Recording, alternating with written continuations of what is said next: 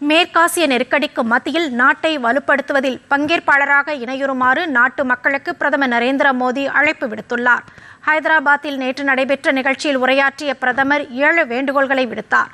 பொது போக்குவரத்தை பயன்படுத்துவதன் மூலம் இறக்குமதி செய்யப்படும் எரிபொருளின் நுகர்வை குறைத்து அந்நிய செலாவணி கையிருப்பை பாதுகாக்க உதவுமாறு நாட்டு மக்களை பிரதமர் கேட்டுக்கொண்டார். साथियों, हमें पेट्रोल डीजल का उपयोग कम करना होगा। शहरों में जहां मेट्रो है वहां हम तय करें कि हम मेट्रो का ही उपयोग करेंगे, ज्यादा से ज्यादा मेट्रो में ही जाएंगे।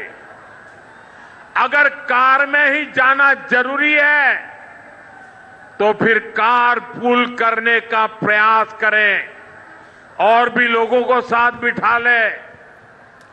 अगर हमें कहीं सामान भेजना हो तो कोशिश करनी है कि वह ज्यादा से ज्यादा रेलवे गुड्स के जो ट्रेन होती है रेलवे की सर्विसेज से भेजे, ताकि इलेक्ट्रिक रेलवे होने के कारण पेट्रोल डीजल की जरूरत नहीं पड़ती है।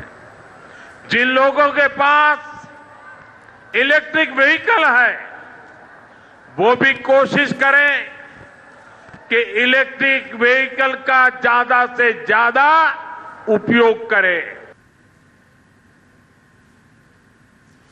மேற்காசிய நெருக்கடி மற்றும் ஹோர்முஸ் நீரிணையில் நிலவும் பதற்றம் காரணமாக கச்சா எண்ணெயின் விலை ஒரு பேரலுக்கு $100 அதிகமாக வர்த்தகமாகி வரும் வேளையில் பிரதமர் மோடி இந்த வேண்டுகோளை விடுத்துள்ளார். ஓராண்டுக்கு வெளிநாட்டு பயணங்களை தவிர்க்குமாறும் அதிகப்படியான தங்கம் வாங்குவதை நிறுத்த வேண்டும் என்றும் பிரதமர் நரேந்திர மோடி கேட்டுக் கொண்டுள்ளார். கொரோனா காலத்தில் இருந்தது போன்று வீட்டில் இருந்தபடியே வேலை செய்யும் நடைமுறையை மீண்டும் கொண்டுவர வேண்டும் என்றும் தொழில் நிறுவனங்களுக்கு பிரதமர் நரேந்திர மோடி அழைப்பு விடுத்துள்ளார்.